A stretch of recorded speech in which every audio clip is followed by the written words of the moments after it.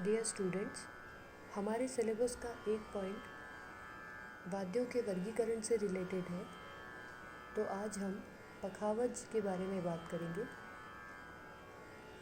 पखावज के बारे में ऐसा कहा जाता है कि अमीर खुसरो ने पखावज के 2 टुकड़े करके यानी उसे बीच से काट कर तोड़ कर तबले का निर्माण किया था।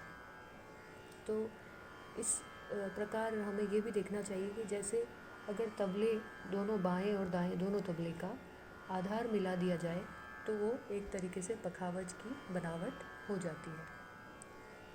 अब पखावज भी तबले के समान ही अवनद्य वाद्यों की श्रेणी में आता है। अवनद्य वाद्य वे होते हैं जिन पर कोई चमड़ा मढ़कर, खाल मढ़कर उन्हें बनाया जाता है। तो तबले के समान ही ये भी अवनद्य वाद्यों की श्रेणी में आता है। ताल वाद्य है।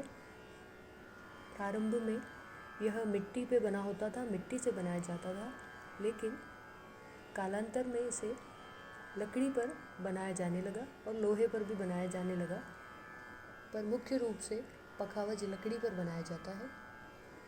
तो जैसा कि आप चित्र में देख पा रहे हैं, लकड़ी पर दोनों तरफ खाल मढ़कर ये पखावज बनाया जाता है और ऐसा भी माना जाता है कि भगवान शंकर के डमरू के समान इसकी आकृति है। जैसे तबले में थाप का थोड़ा कम काम होता है, उसमें उंगलियों का काम ज़्यादा दिखाया जाता है, परंतु पखावज में पखावज का वादन करते समय थाप ज़्यादा दी जाती है और ये इसीलिए अधिकतर गंभीर प्रकार की गायकी में अधिक यूज़ किया जाता है।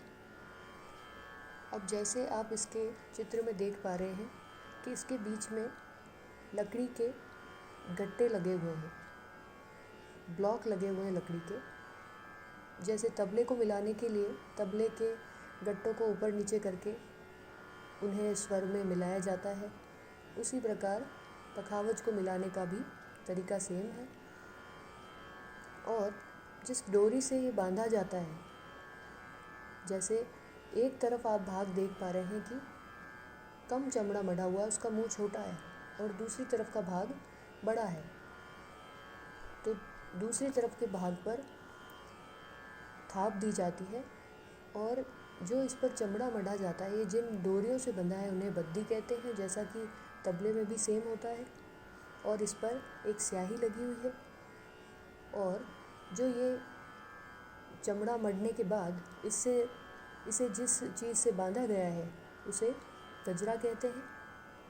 स्याही के अतिरिक्त जो भाग है उसे मैदान कहेंगे। अब पखावज के वादन में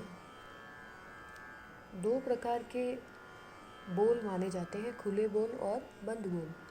खुले बोल वो होते हैं जिन अक्षरों को बजाने पर गूंज निकलती है, उसे खुले बोल कहते हैं। जो खुलापन दिखाई देता है उसकी गूंज में, उसे खुले बोल कहेंगे।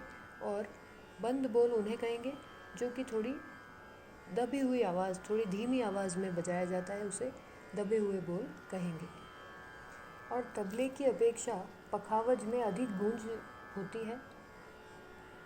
अब पखावज का जो ये बड़ा वाला भाग है, इस पर गूंज उत्पन्न करने के लिए और स्वर को ऊंचा नीचा करने के लिए गीला आटा लगाया जाता है।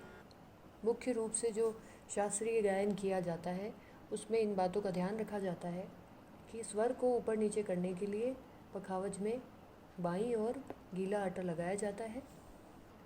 जब स्वर को नीचा करना होता है तो अधिक आटा लगाते हैं और स्वर को ऊंचा करना होता है तो थोड़ा कम आटा लगाया जाता है, जिससे यह एक पारंपरिक तरीका है और शास्त्रीय तरीका है पखावज को बजाने का, पखावज के वादन का, जिसका शास्त्रीय गायन करते वक्त बड़े गुणीजन हैं जो ध्यान रखते हैं और इस प्रकार से इसका वादन किया जाता है।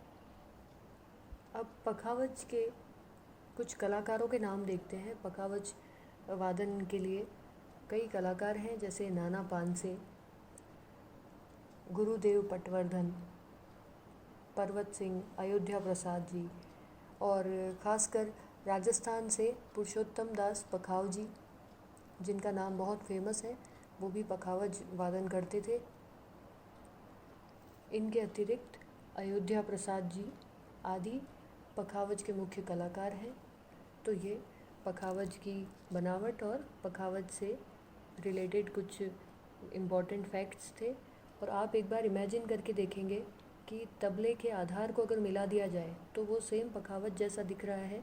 और आपने अपने क्लास में पखावज और तबला ऐसे वाद्य यंत्र देखे होंगे, तो एक बार जैसे हम अगर इमेजिन करेंगे तो आपको इसकी और बनावट समझ आएगी। इस प्रकार पखावज का ये सचित्र वर्णन था। धन्यवाद।